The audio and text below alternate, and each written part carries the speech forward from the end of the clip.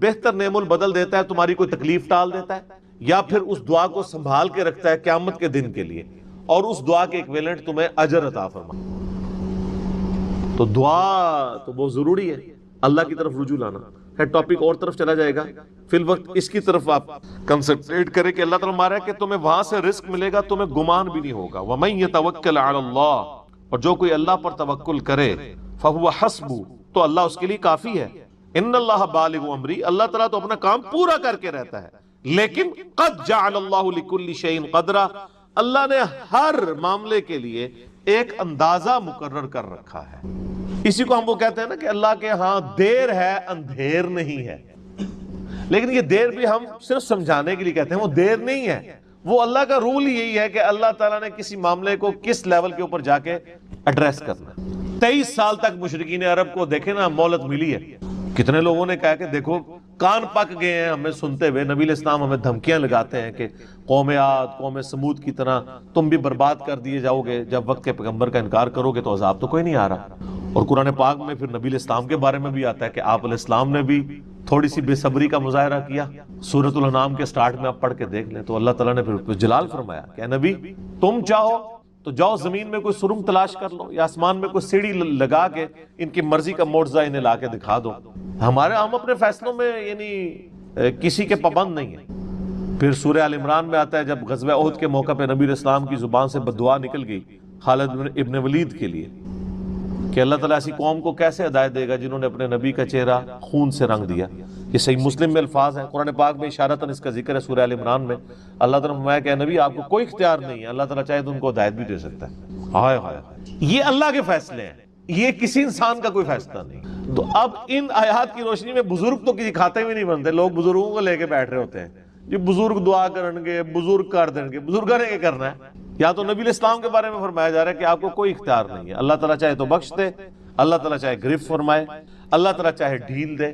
اللہ نے ہر کام کے لیے ایک اندازہ مقرر کیا ہوا ہے، وہ اسی موقع کے اوپر اللہ تعالیٰ اس چیز کو اسٹیبلش. وہ اللہ کے ڈیوائن علم میں ہے کہ کب اللہ تعالیٰ نے اسلام کا غلبہ کروانا ہے. جب نہیں کروایا تو 13 سال میں 125 بندے مسلمان ہوئے ہیں، اور اگلے 13 سال کے اندر دونوں سپر پاورز بھی الٹ دی گئی ہیں. دونوں طرف ٹائم پیریڈ تو ایک ہی ہے. تو یہ اللہ تعالیٰ فیصلے فرماتا. عمر اور رزق میں برکت کے لیے کوئی وظیفہ بتا دیں. اس میں نے بتا دیا نا، صحیح بخاری مسلم دونوں میں حدیث ہے. نبی صلی اللہ علیہ وآلہ وسلم نے فرمایا جو شخص یہ چاہے کہ اس کے رزق میں برکت کر دی جائے، عمر دراز کر دی جائے، تو اپنے رشتہ داروں کے ساتھ اس نے سلوک. لیکن یہ بھی تقدیر میں لکھا ہوا ہوگا کہ وہ کرے گا تو یہ ہو جائے گا، تو اسی کو توفیق ملے گی نا.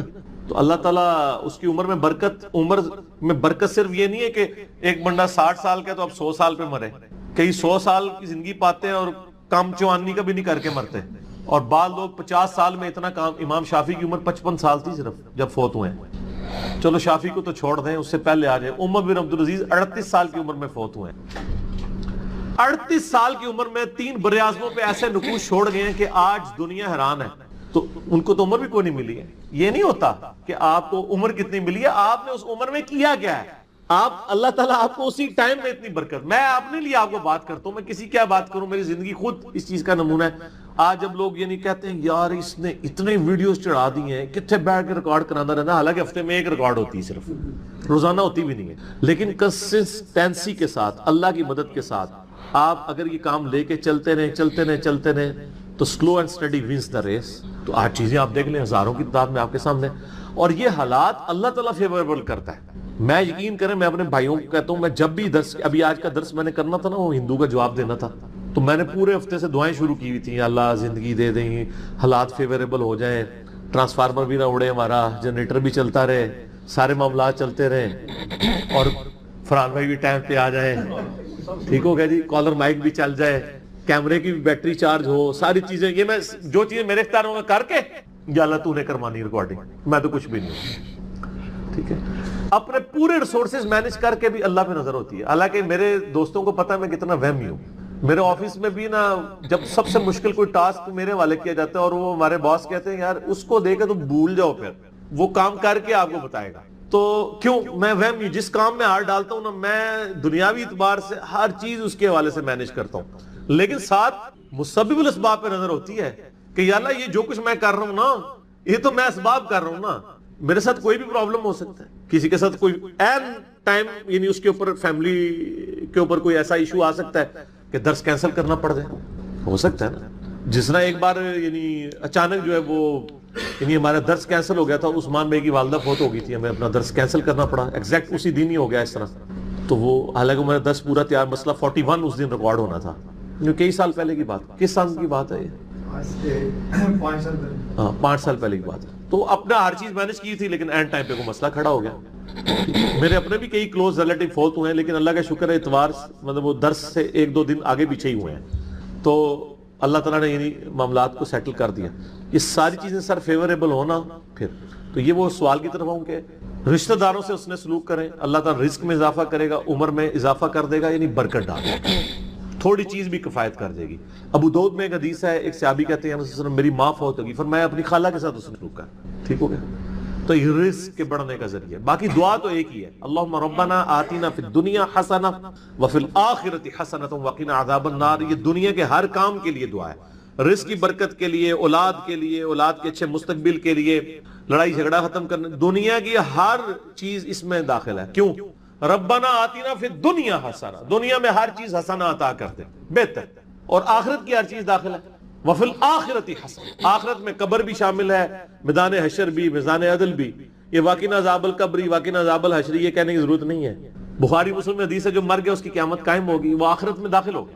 اس میں سب کچھ ہے. اس میں ایک صحیح مسلم کی حدیث میں بتا دیتا ہوں, ایک صحابی تھے, بیماری کی وجہ سے اتنے کمزور ہو گئے کہ چڑیا کی طرح ان کا جسم ہو گیا. یہ آپ کو دعا والے چیپٹر میں مشکات میں دوسری جلد میں بھی یہ حدیث مل جائے گی, صحیح مسلم کی.